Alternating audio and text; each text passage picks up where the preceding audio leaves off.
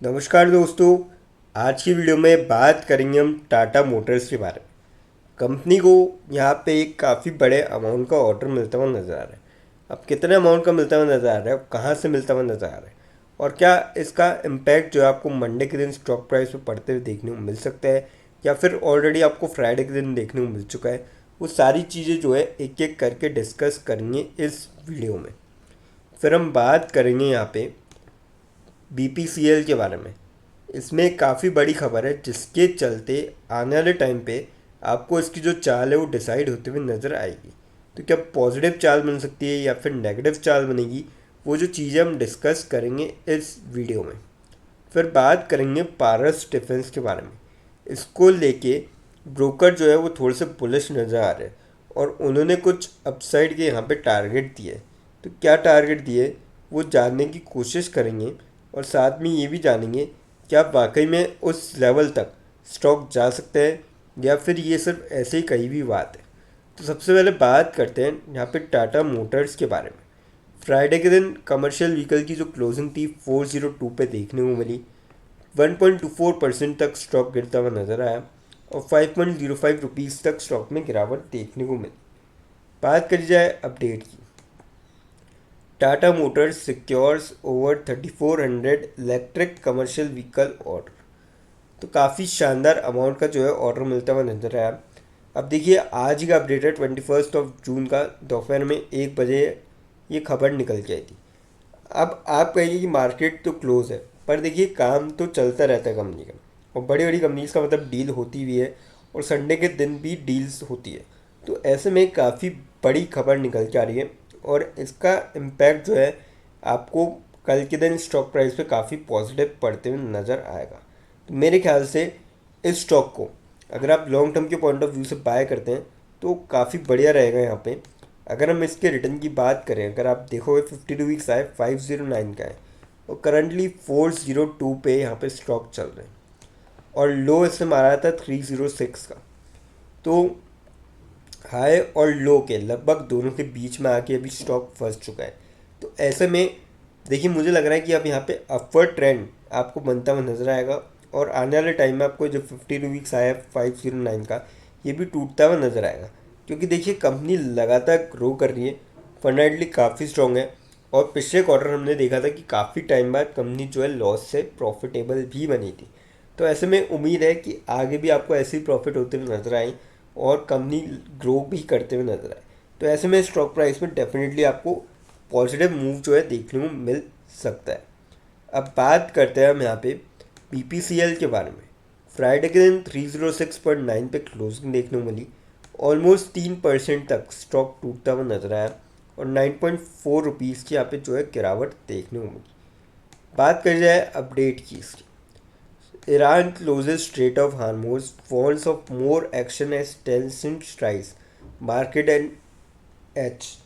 अब देखिए यहाँ पे लास्ट फ्राइडे करीबन एक हफ्ते पहले डील साइन करी गई थी कि ईरान यूएस में सब में पीस डील हो गई थी, पर इसराइल ने उस पीस डील के बाद देखिए ईरान और यूएस के बीच साइन हुई थी, इसराइल का तो कुछ लेना ही नहीं था उस डील के अंदर। तो इसराइल ने उसके बाद भी जो है अटैक चालू रखे लेबनान पे, और फ्राइडे को सैटरडे को यानी कि कल शाम को ईरान ने यही डिसीजन लिया है कि वो स्ट्रेट ऑफ हार्मोज को पूरी तरीके से बंद कर दिया है और बड़े है कि जब तक उसके ऊपर हमले शांत नहीं होंगे तब तक खोलेगा नहीं हो।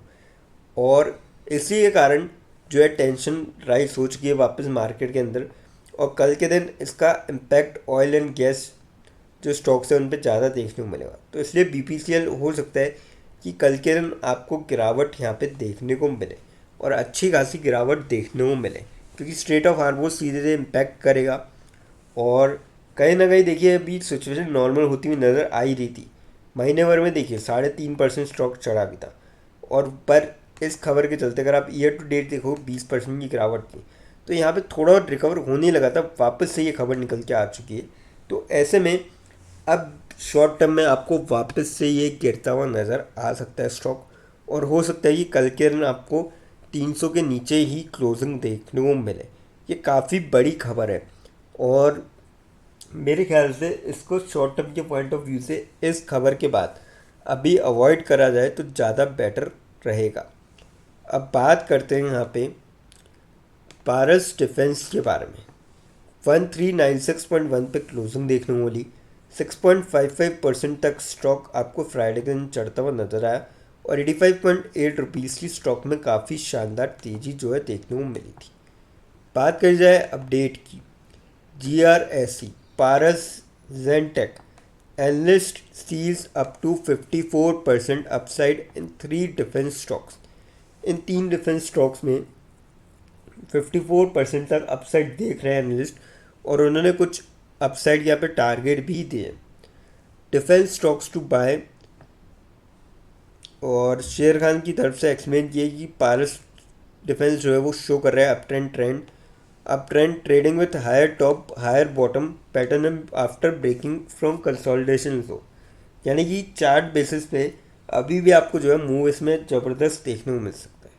अगर बात की जाए इसके, अब देखिए अगर हम अपडेट यहाँ पे, तो यहाँ पे आप देख सकते हो कि डिफेंस इंडेक्स के अंदर निफ्टी डिफेंस इंडेक्स जिसके अंदर 22 स्टॉक्स है उसमें से 11 ने 25% से ऊपर गेन किया है इस साल, जिसके अंदर एमटार टेक्नोलॉजीज ने लीड किया है 244% की ज़बरदस्त तेज़ी दिखाई है।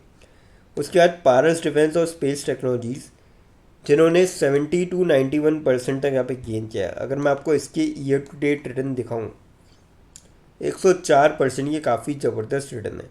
और एक्चुअली क्या है, खबर एक दिन पहले पब्लिश हुई थी कि एनालिस्ट ने यहाँ पे टारगेट दिए और आपको जो है इसलिए 90% के आसपास था, अब आपको गेन 100% के पार जाता हुआ नजर आया क्योंकि फ्राइडे के दिन अच्छी खासी 6.5% के आसपास तेज़ी देखने को मिली थी। तो अभी भी जो है एनालिस्ट बुलिश है इस पर, क्योंकि यहाँ पे जो चार्ट पैटर्न है वो दिखा रहा है कि यहाँ पे ज़रूरत मतलब तेज़ी का दौर बनते हुए दिखा रहा है। और साथ में जो डिफेंस सेक्टर है उसमें वैसे भी, क्योंकि देखिए अनस्टेबल है काफ़ी सारी चीज़ें, हमने स्टेट ऑफ हार्मस को कई बार खुलते हुए बंद होते हुए देखा, तो ऐसे में अब हो सकता है कि डिफेंस सेक्टर की आपको रिक्वायरमेंट बढ़े डिफेंस के प्रोडक्ट्स ही, तो ऐसे में हो सकता है कि सेल्स और रेवेन्यू दोनों इंक्रीज होते हुए नजर आए आने वाले टाइम के अंदर और एक्सपोर्ट भी हो। तो यहाँ पे कहीं ना कहीं इसका काफ़ी पॉजिटिव इम्पैक्ट जो है देखने को मिल रहा है। अगर हम यहाँ पे देखें तो बाय की रिकमेंडेशन दी गई है। 1313 के यहाँ पे क्लोजिंग थी लास्ट जब पब्लिश हुई थी खबर, उसके बाद तो काफ़ी ज़्यादा भाग चुका है। 1620 का यहाँ पे टारगेट है, 1620 से 2020 के बीच में। अगर ट्रेंड रिवर्सल होता है तो 970 का आप स्टॉप लॉस के साथ यहाँ पे ट्रेड ले सकते हैं। देखिए कंपनी लगातार ग्रो कर रही है, पर शॉर्ट टर्म में अभी जो खबर निकल के आई है स्ट्रेट ऑफ हार्मोस की, तो उसके चलते हो सकता है कि आपको थोड़ी बहुत यहाँ पे गिरावट देखने को मिले। तो मैं कहूँगा कि स्टॉप लॉस लगाना ज़्यादा बेटर रहेगा शॉर्ट टर्म में। बाकी अगर कोई लॉन्ग टर्म के पॉइंट ऑफ व्यू से ले रहा है तो इस स्टॉक के साथ जा सकते हैं। लेकिन फ्रेंड्स, यहाँ पे कोई भी इन्वेस्टमेंट करने से पहले फाइनेंशियल एडवाइज़र से कंसल्ट करें या खुद की रिसर्च करें, क्योंकि वीडियो नॉलेज के पर्पज़ के लिए, इन्वेस्टमेंट के लिए नहीं। दोस्तों, अगर वीडियो अच्छी लगी हो तो चैनल को लाइक और सब्सक्राइब ज़रूर करें ताकि आने वाले टाइम में आपको जो है और भी ऐसे अपडेट्स मिलते रहे। थैंक यू दोस्तों।